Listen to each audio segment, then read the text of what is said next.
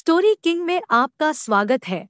नए नए वीडियो देखने के लिए चैनल को अभी सब्सक्राइब करें। कान्हा लुट गए। एक बार एक पंडित जी थे। वो रोज घर घर जाके भगवत गीता का पाठ करते तथा कान्हा की कथा सुनाते थे।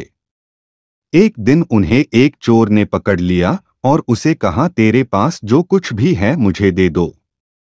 तब वो पंडित बोला कि बेटा, मेरे पास कुछ भी नहीं है। तुम एक काम करना, मैं यहीं पड़ोस के घर में जाके भगवत गीता का पाठ करता हूँ। वो यजमान बहुत दानी लोग हैं। जब मैं कथा सुना रहा होऊंगा तुम उनके घर में जाके चोरी कर लेना। चोर मान गया। अगले दिन जब पंडित जी कथा सुना रहे थे तब वो चोर भी वहां आ गया। तब पंडित जी बोले कि यहाँ से मीलों दूर एक गांव है, वृंदावन। वहां पे एक लड़का रहता है जिसका नाम कान्हा है।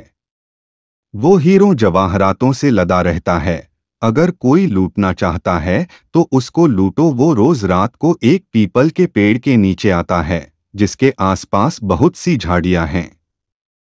चोर ने ये सुना और खुशी खुशी वहां से चला गया। वो अपने घर गया और अपनी बीवी से बोला, आज मैं एक कान्हा नाम के बच्चे को लूटने जा रहा हूं।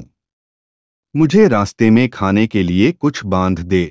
पत्नी ने कुछ सत्तू उसको दे दिया और कहा कि बस यही है जो भी है। चोर वहां से ये संकल्प लेके चला कि अब तो मैं उस कान्हा को लूट के ही आऊंगा। वो बेचारा पैदल टूटे चप्पल में ही वहां से चल पड़ा। रास्ते में बस कान्हा का नाम लेते हुए वो अगले दिन शाम को वहां पहुंचा जो जगह उसे पंडित जी ने बताई थी। अब वहां पहुंच के उसने सोचा कि अगर मैं यहीं सामने खड़ा हो गया तो बच्चा मुझे देख के भाग जाएगा, तो मेरा यहां आना बेकार हो जाएगा। इसलिए उसने सोचा क्यों न पास वाली झाड़ियों में ही छुप जाऊं। वो जैसे ही झाड़ियों में घुसा, झाड़ियों के कांटे उसे चुभने लगे। उस समय उसके मुंह से एक ही आवाज आई, कान्हा कान्हा। उसका शरीर लहूलुहान हो गया पर मुंह से सिर्फ यही निकला कि कान्हा आ जाओ।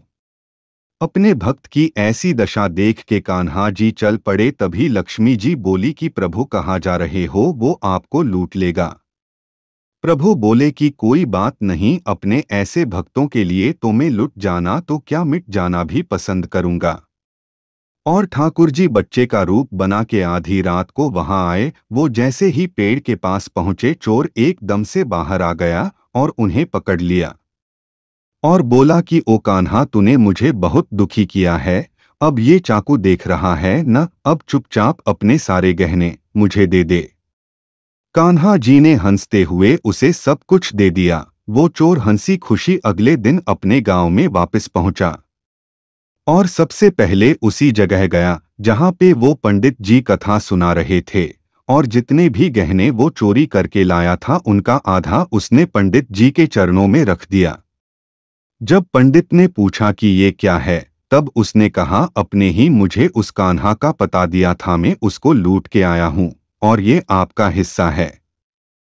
पंडित ने सुना और उसे यकीन ही नहीं हुआ।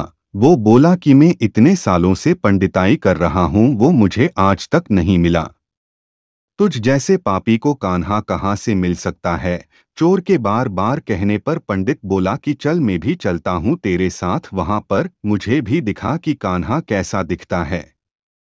और वो दोनों चल दिए। चोर ने पंडित जी को कहा कि आओ मेरे साथ, यहाँ पे छुप जाओ। और कांटों के कारण दोनों का शरीर लहूलुहान हो गया और मुंह से बस एक ही आवाज निकली, कान्हा कान्हा। ठीक मध्य रात्रि कान्हा बच्चे के रूप में फिर वही आए और दोनों झाड़ियों से बाहर निकल आए।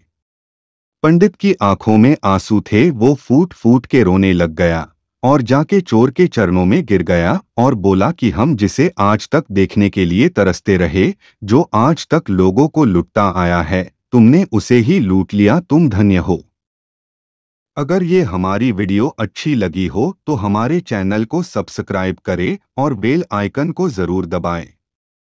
वीडियो पूरा देखने के लिए आपका बहुत बहुत धन्यवाद।